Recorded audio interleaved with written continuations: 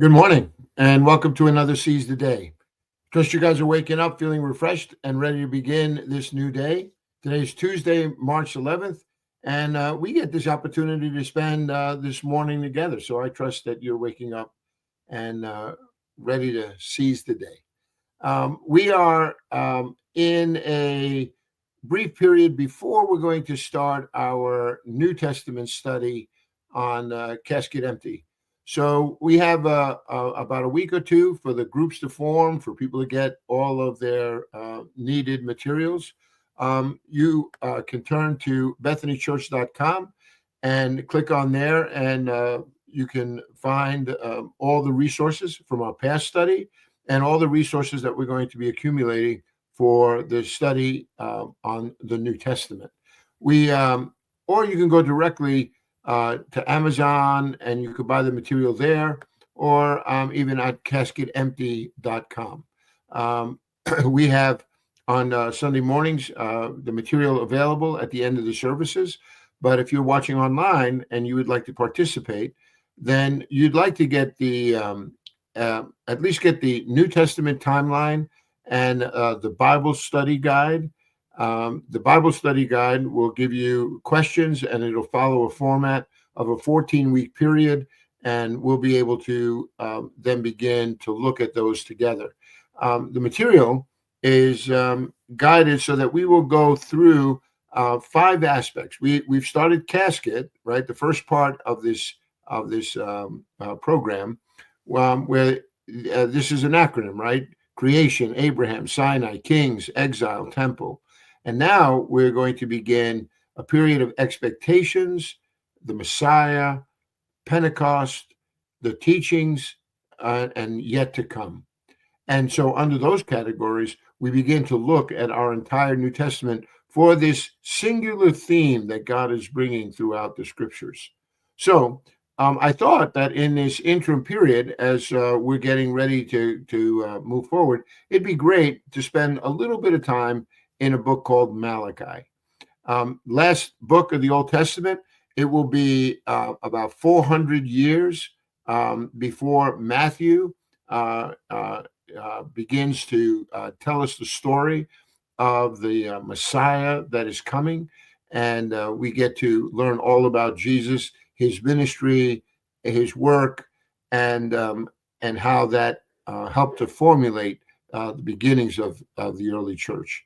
I'm so encouraged by our Seize the Day, community, because we're coming from all over. We're literally from all over this world. I am constantly encouraged to find brothers and sisters that tune in from India, from Pakistan, from Africa, Uganda, Kenya, so many places, and as well as scattered throughout our United States. Friends from Portland, Oregon, to the Carolinas, to Florida, New York. It's a great community, and I trust that our time spent together are really adding value to your own walk with Jesus. So Malachi, I'd like to begin by just taking a look at this passage with you. And before I read this book or begin to turn to its pages, I just want to put this thought in your mind. How many movies have you watched that involved a couple who were experiencing some kind of relational trouble, right? Let's say it's the guy, and he's determined to win back the heart of this young woman. So he goes out and he buys new clothes. He plans an elaborate date. He pays attention to every detail, right? Flowers, lighting, cologne, even the right song for the occasion. And then the camera zooms in. The music starts to play, and then the camera pans towards the girl, focusing on her expression. And in an instant, you know that this is not the reaction he was hoping to receive. There remain some serious issues that need to be resolved, and no romantic song is going to help to bridge that gap. Well, having that thought in your mind, I want you to change the scene with me a little bit. This time, think of the King of Heaven sending his own message to a people who have grown distant and distracted. And he sends his messenger, Malachi, with a heartfelt message. He tells the people, I have loved you, says the Lord. You see, for Malachi, the phrase implies that there is this covenant, right, that exists between God and Israel. And it's showing us that this is going to be the foundation for the entire book, that God's love is to be a model and motivation for Israel. And the Lord wants to communicate directly to them. And so we find out of like 55 verses in this book, that 47 of them are written in the first person, where God is speaking for himself. Malachi is the vehicle by which this word is being transmitted, but God is the one who is communicating. Think about it. Remember back on Mount Sinai, when God spoke to the people of Israel directly from the mountain, and they trembled and said, don't let that ever happen again. Let Moses go up and speak to us. And so God is now, again, always using his prophets, to speak into the lives of his people. But notice here, as we did yesterday, Israel responds, how have you loved us? It's not a coy response, just wanting to be told flatteries, but it's a callous response. It's really questioning God's love for them. And yet, have we forgotten the past history? Consider the days of Malachi, right?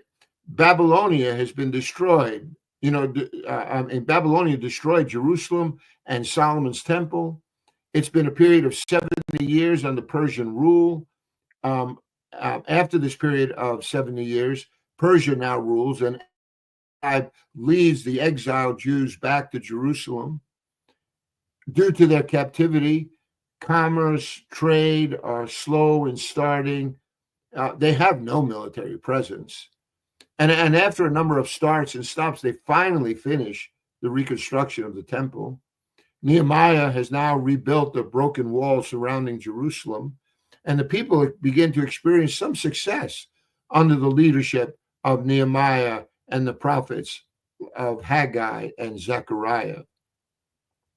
So this firmly plants Malachi's story towards the end of Israel as this nation returning back to its exile and the rebuilding of this temple.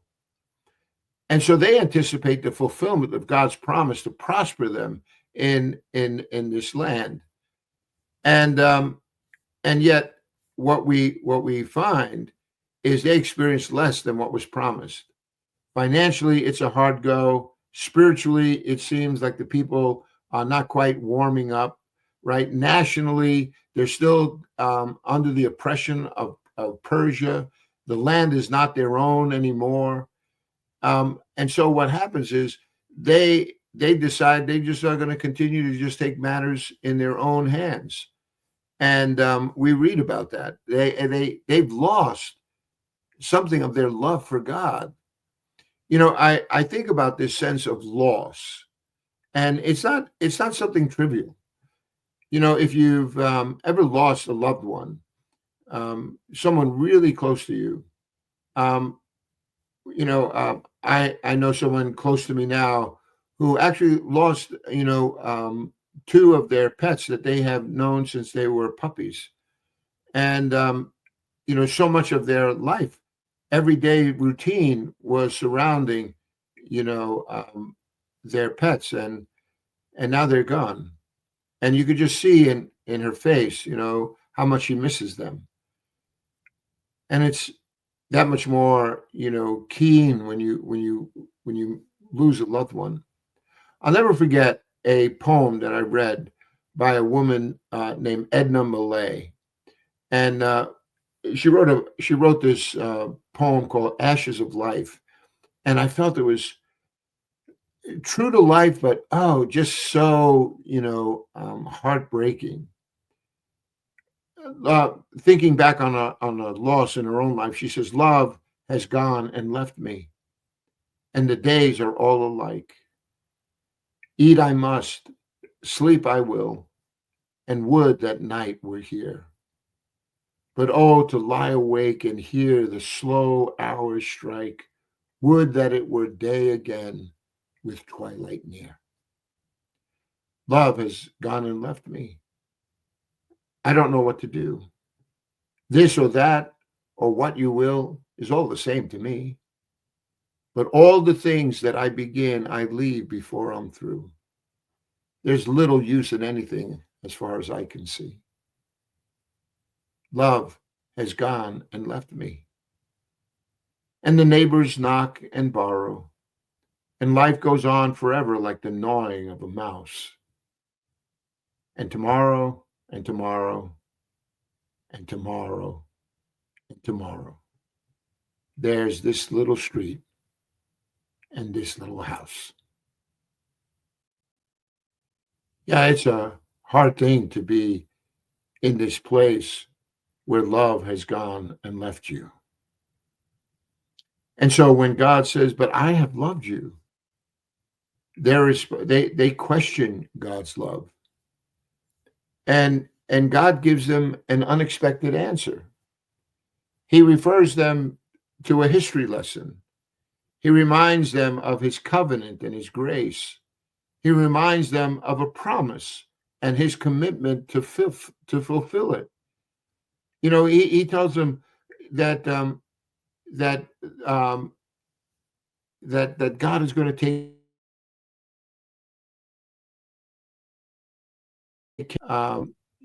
Esau and Jacob, right? Like there was a distinction. God says, Jacob have I loved, but Esau I have hated, and have turned his mountains into a wasteland, left his inheritance to the desert jackals. Edom, which are the descendants of Esau, it says, though we may have been crushed, and we will rebuild the ruins. But this is what the Lord Almighty says: they may build, but I will demolish. They will be called the wicked land, a people always under the wrath of the Lord. You will see it with your own eyes and say, great is the Lord, even beyond the borders of Israel. See, there's a little history here that I think would make a passage like this really stand out for you.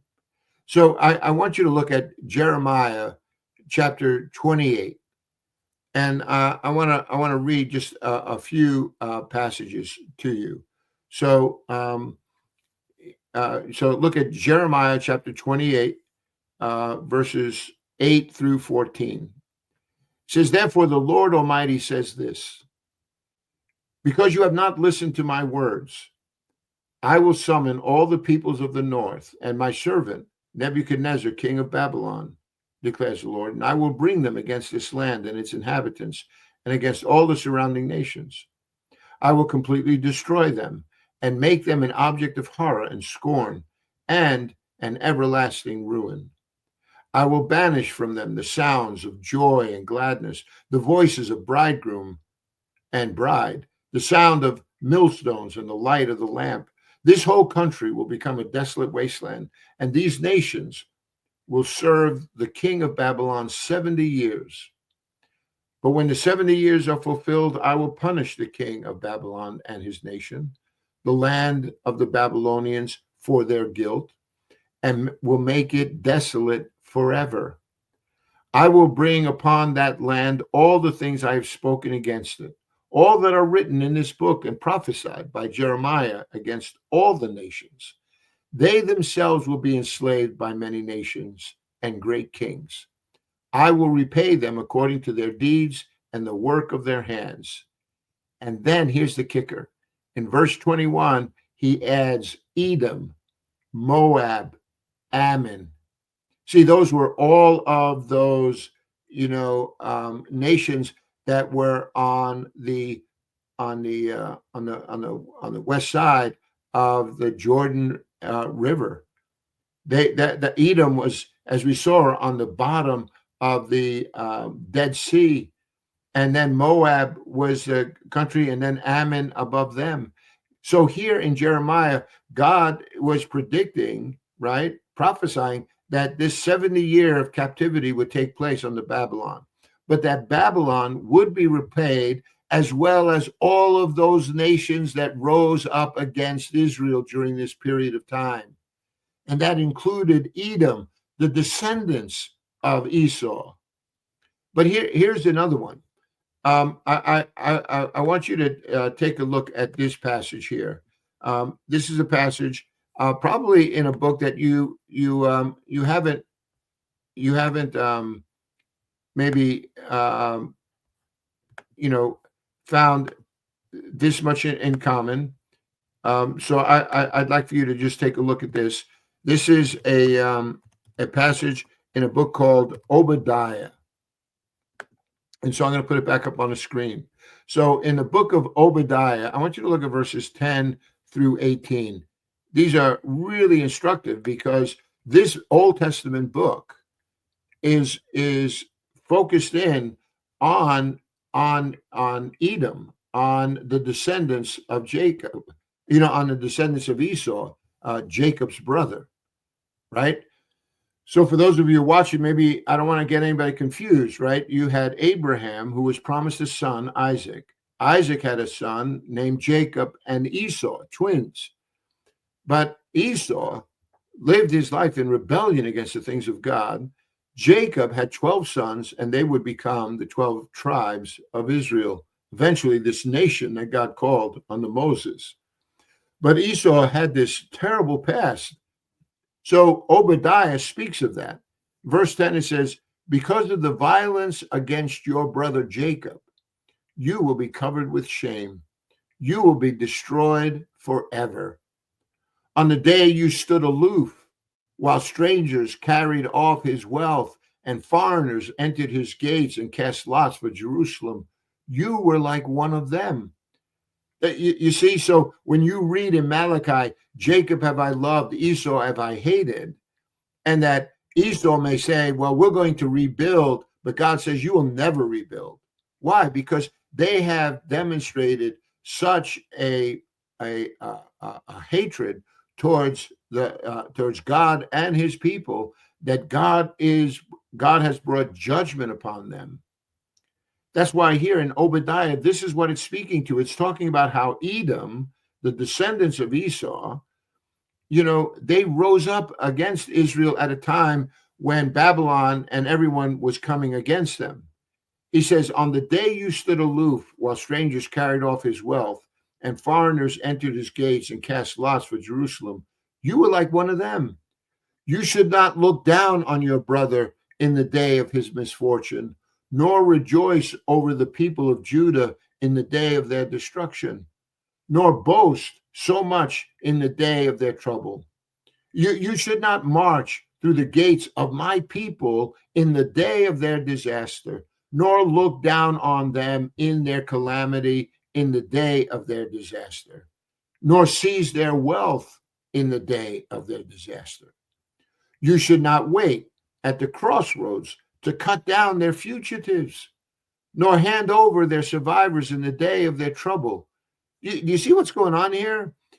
Edom is assisting Babylon as they destroyed Jerusalem and its temple and carried its people off into exile. And when the people were trying to escape, Edom was capturing them and then giving them back to Babylon. So when you read a passage like this in Malachi, and God says, hey, I have this against the Edomites, the descendants of Esau. It's not like God doesn't have cause, right? You don't read that. If you don't know the history, then you might jump to the wrong conclusion. But let's pick this up. It says in verse 14, he says, you should not wait at the crossroads to cut down their fugitives, nor hand over their survivors in the day of their trouble. The day of the Lord is near for all nations. As you have done, it will be done to you. Your deeds will return upon your own head. Just as you drank on my holy hill, so all the nations will drink continually. They will drink and be as if they had never been. But on Mount Zion, right, Jerusalem. Zion is another name for the city of Jerusalem. It says, but on my Mount Zion, there will be deliverance. It will be holy, and the house of Jacob will possess its inheritance. The house of Jacob will be a fire, and the house of Joseph a flame. The house of Esau, it will be stubble, and they will set it on fire and consume it. There will be no survivors from the house of Esau. The Lord has spoken. You see, it seems likely that Edom experienced this judgment, through the agency of the Nabatean Arabs who gradually forced the Edomites from their homeland in the period right around 550 to 400 BC, causing them to resettle in what would later be called Idumea. Individual Edomites would continue to exist, but they had permanently forfeited their national identity. Edom cannot rebuild, but Israel was. Edom is called a wicked land, but Israel, God says, will once again be my holy nation. Edom, a people without survivors. Israel, disciplined as children, but they will prosper. See, here we're learning something, right? God is providing an opportunity to address their cynicism, their skepticism, their lack of love for him. He's telling them, listen, I have watched over you, even in your rebellion. And you can see the distinction between you and the Edomites. They have this wicked nation will cease to be, but because of my remnant, because of those who have turned their eyes towards me and seek me, even in the midst of all these national, international struggles, God says, I will eventually rebuild my city. Mount Zion will become once again this holy nation, and the house of Jacob, my people Israel, will possess its land. This has to deal with everything, with this kingdom that God eventually is going to establish on our behalf. And so God is providing this opportunity for them to understand his love. He says, I have loved you. And he gives them this lesson of history as an example. And so how are they then to live? See, there was this opportunity for them to live this life where they saw something of God's grace. And because of that grace, they recognized that there was an obligation on their part to serve God with a whole heart, to fulfill what God had said to them through Moses many centuries ago, right? When he said in Deuteronomy 6, you should love the Lord your God with all your heart, with all your mind, with all your strength, and love your neighbor as yourself. That was this covenant that God brought to the people. And when they failed to fulfill that, he disciplined them, but he disciplined them as children. He could have wiped them off the map, but he didn't. And he gave them opportunity after opportunity. Why? Because I believe that there's always been this remnant of God's people that God always had in mind that he was going to redeem. And we see that taking place in the New Testament. God says in 1 Timothy 4, he says that God disciplines us as a father does his children, that we might live. We've been set apart because of the grace of God. And so this is what God has been calling us to. But sometimes people don't see it. You know what I mean? They only see certain things. And what they speak is sometimes out of their own ignorance. I remember this little story that I want to close with you this morning. It's about a guy. He says he there was a man who dared God to speak. He raised his voice to heaven. He says, "Burn the bush like you did for Moses, God, and I will follow. Collapse the walls like you did for Joshua, and I will fight. Still the waves like you did in Galilee, God, and I will listen." And so the man sat down by a bush near a wall close to the sea and waited for God to speak. And God heard the man. So God answered. He sent fire, but not for a bush, but for a body, his church. He brought down a wall, not of stone, but of sin. He stilled a storm, not of the sea, but of a soul. And then God waited for the man to respond. And he waited, and he waited, and he waited.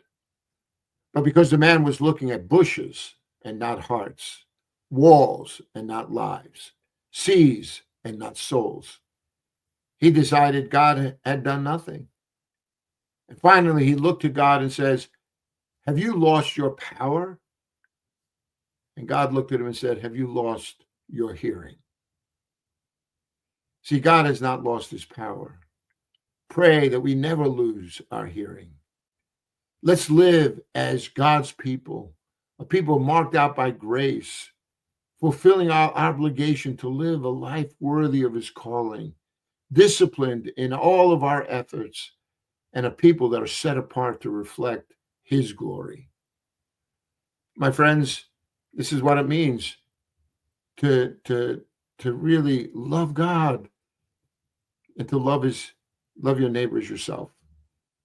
I pray that these words here would seek to encourage you in that direction, and that consequently you find yourself just having the sense of renewal in your life as you begin to turn your eyes towards him. Thank you so much for joining me this morning. I hope this study in Malachi chapter 1 just gives you a greater perspective on this love that God has for us. As always, I hope it encourages you to seize the day and never forget that God is good all the time. Lord willing, we'll spend some more time again tomorrow. God bless.